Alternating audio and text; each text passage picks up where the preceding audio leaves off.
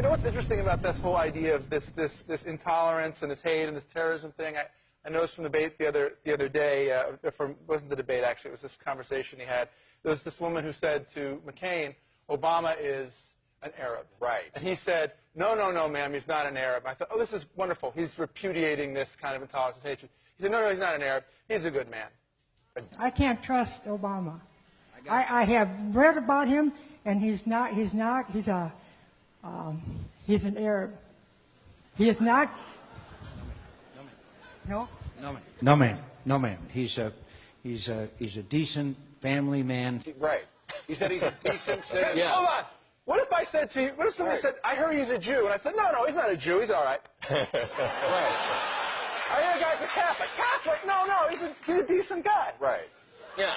Arab and good person are not antithetical to one another. That was this idea of this prejudice that we've allowed to fester in this campaign, where we've allowed this idea where denying the fact that Obama, who, yes, is not an Arab, nor is he a Muslim, but we've allowed that denial to turn into the acceptance of both of those things as a legitimate slur, is really a problem. You know what I mean? But the irony of John McCain... These aren't slurs.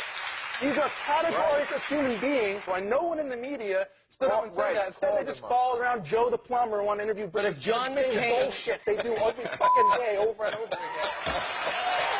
So the other thing we want to talk about, of course, is that you and I have been trying to make the case, I have anyway, that liberals need to stand up for liberal principles. This is what I said on last week's show. Obviously, I got a lot of hate for it, but all I'm saying is that liberal principles like freedom of speech, freedom to practice any religion you want without fear of violence, freedom to leave a religion, equality for women, equality for minorities, including homosexuals. These are liberal principles that liberals applaud for, but then when you say in the Muslim world this is what's lacking, then they get upset. Yeah. Well, liberals have really failed on the topic of theocracy. They'll criticize white theocracy. They'll criticize Christians.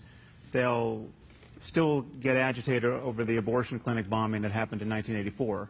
But when you want to talk about the treatment of women and homosexuals and free thinkers and public intellectuals in the Muslim world, I would argue that liberals have failed us. And the crucial point of confusion, thank you. Thank God you're here. Yeah. Well, I mean, the crucial point of confusion is that we have been sold this meme of Islamophobia, where every criticism of the doctrine of Islam gets conflated with bigotry toward Muslims as people. Right. And that is it's intellectually ridiculous. So even it gets. So hold on, are racism. you the person who understands the officially codified doctrine of Islam? You're the interpreter of that, so you can say, well, this is... I'm actually well educated on this topic. I'm asking you. So you're saying if I criticize you're saying that Islamophobia is not a real thing. That if you're critical of something... Well, it's not a real thing when we do it. Right.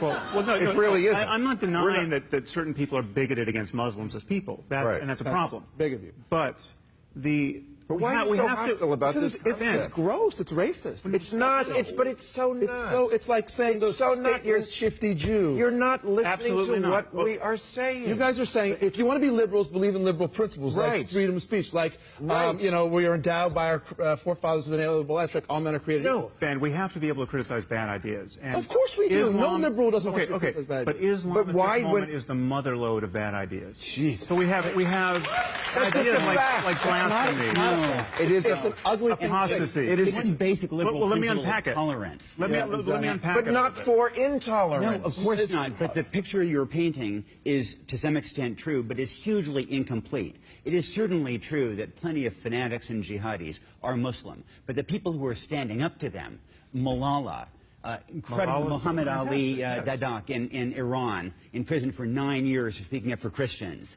A friend that I had in Pakistan who was shot this year, Rashid Rahman, for defending people accused of apostasy. Or how about the more than 1 billion people who aren't fanatical, who don't punch women, who just want to go to the store, wait a second. Wait a second. and don't do any of the things that you're saying all Muslims wait a second. Wait. Stereotyping. Wait a second. things, and you're painting the whole group religion with that. No, What is your solution? What is your ask? No, Just condemn Islam? the solution.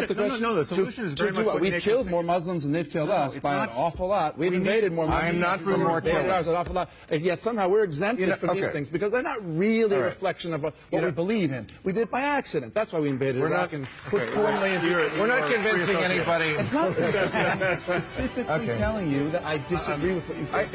I know, and we're obviously not. I don't understand it. You don't understand my argument. The argument is like, black people.